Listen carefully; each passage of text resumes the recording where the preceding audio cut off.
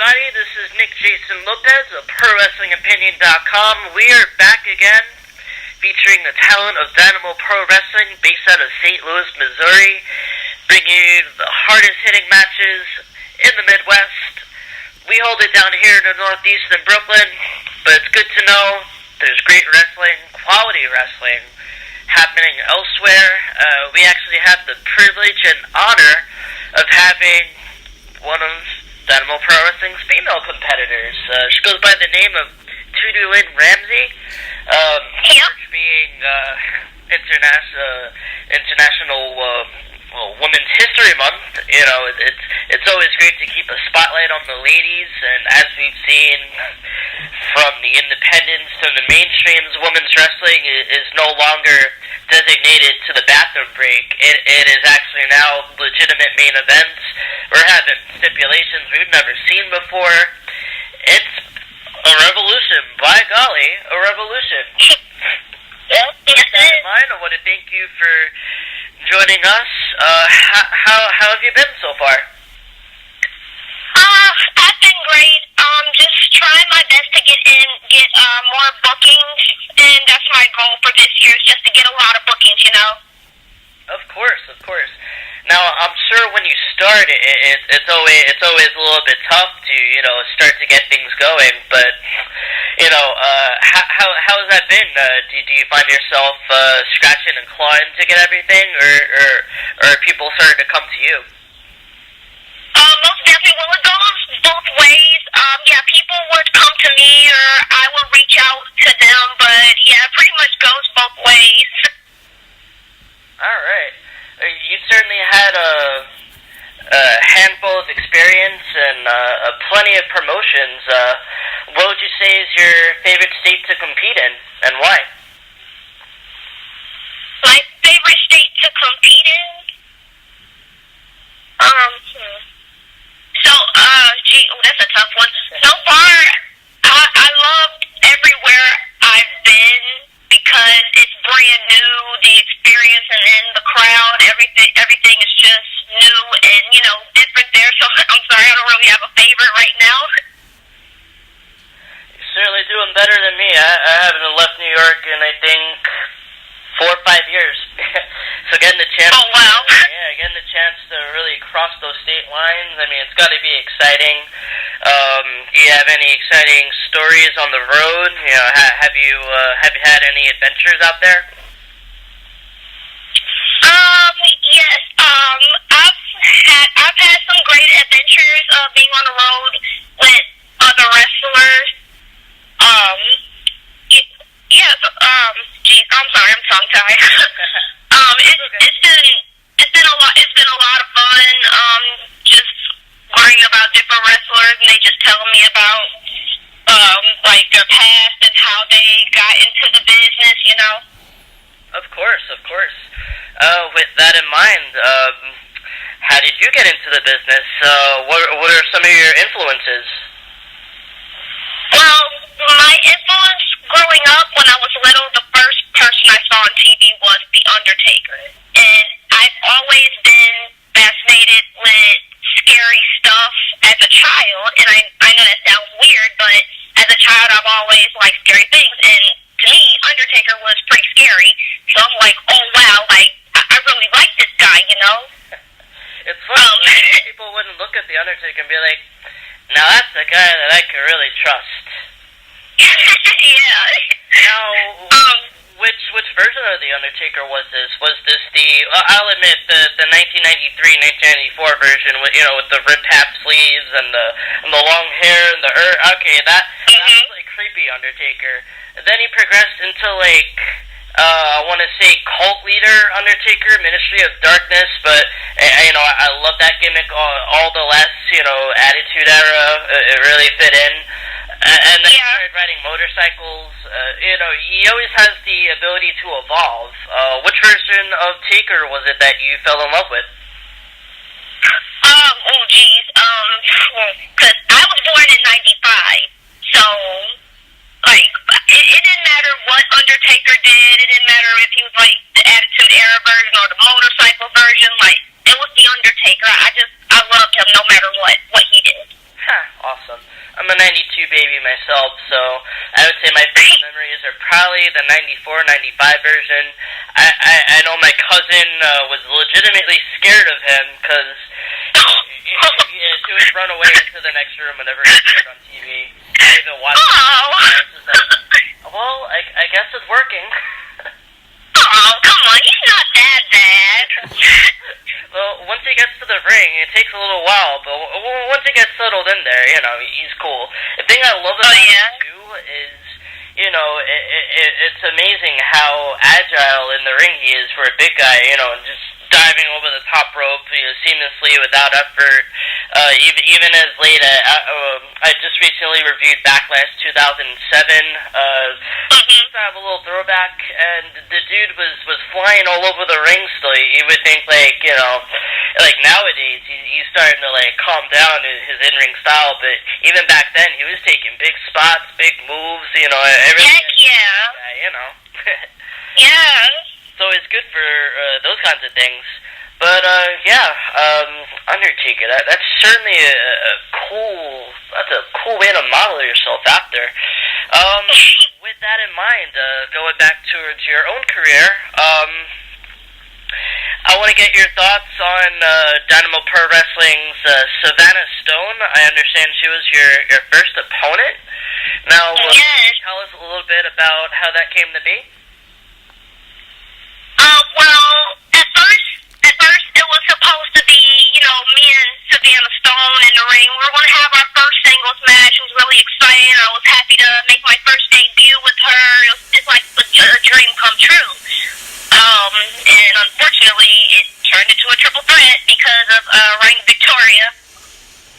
Now, Rahne Victoria, that's going to be a name that you're going to be seeing quite sooner than later. Yep. The NCAA, they have March Madness, but I could bet you anything they don't have March Mayhem.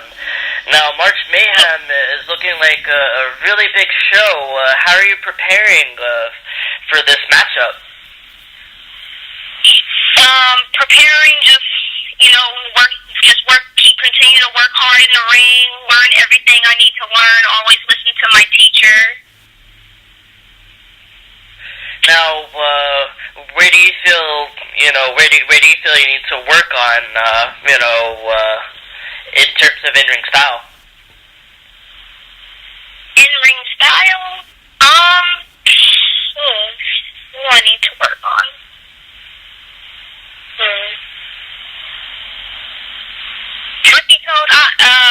In-ring style. Oh God, I'm not sure. Truth be told, sorry. Sometimes you gotta do it. Kind of see where things lie. I mean, I could certainly understand that perspective. Keeping things rolling here. What are your future plans looking like? What do you hope to get out of 2018? Well, to get out of 2018, I would like I said earlier, I would love to have a bunch of bookings. I would definitely want to fill in bookings for summertime, because that's when everyone comes out, that's when everyone want to do things, that's when everyone want to hit up different promoters, and I would love to travel to different states and wrestle there. So I'm hoping in my 2018 for the summer at least looks good, and 2018 in general. Okay. Now, do you have any dream opponents? Dream opponents? That's a tough one too. I'm sorry. So far, not yet. I don't have any dream opponents, but I'm pretty sure it will come to mind as I'm continuing this journey. Okay. That's certainly fine. It's some people like to focus on the next match that they have. They don't like to venture too far out into the future. Sometimes it could distract them from the goal at hand. I can certainly understand that. Now, maybe looking back, what would you say has been the highlight of your career thus far? The highlight of my career so far is the fans. Definitely, the fans are very supportive. and I just love them for that. I want to give a shout out to them. They're just very supportive, especially my family. I love them for, being behind me on this whole thing, even though it scares them to death. But yeah, like they're just behind me on this whole thing.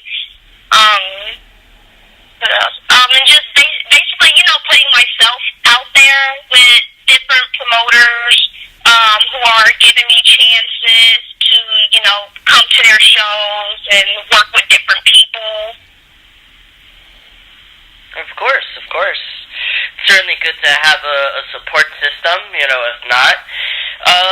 Now, I'm going to ask you a question relating to the subject of women's wrestling, because that's what March is all about. Yes. How do you feel about women's wrestling in general? And particularly, what would you like to see more of in the independent scene regarding women's wrestling? What haven't we got yet? What haven't we got yet?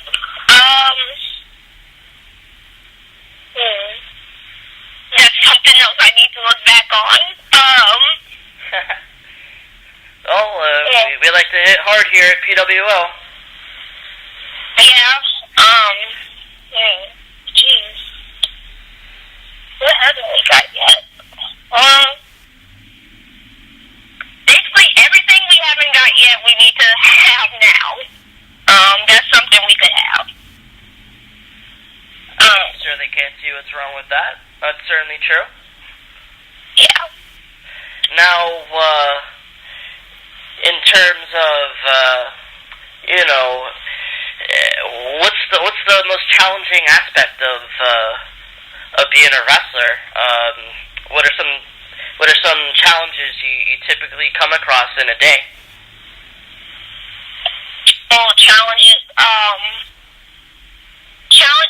Well, right now, my challenge, what do you mean by that? Like, it could be like any challenge, like in the ring. Yes, in the ring particularly. Okay. Well, the challenge I'm going through right now is jumping over the top rope. But right now, all I can do is jump between them. Hey, progress is progress. Yeah. I'm 5'2". I think it would be a struggle just for me to get into the ring under the bottom rope. So you've got to get there. Because I'm only 5'2", so mostly the ropes I run into are up to my neck, and I'm just there's no way I could get over this.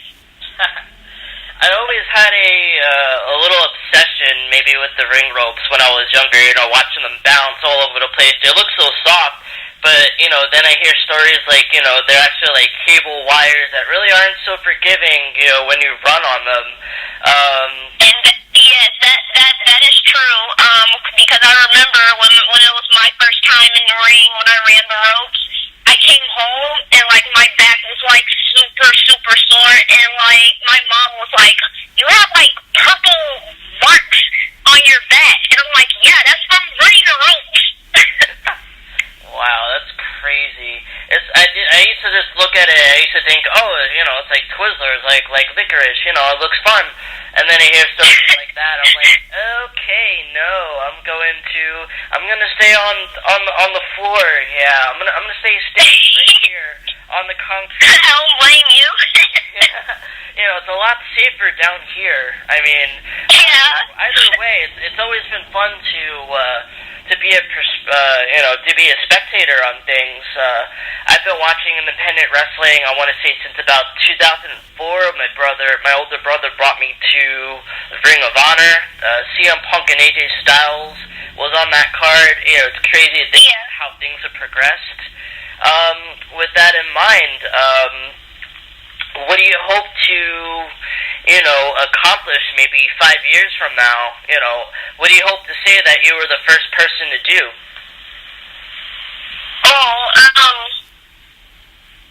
5 years from now, I would definitely love to be on Ring of Honor, and most definitely, New Japan. Would love to go there.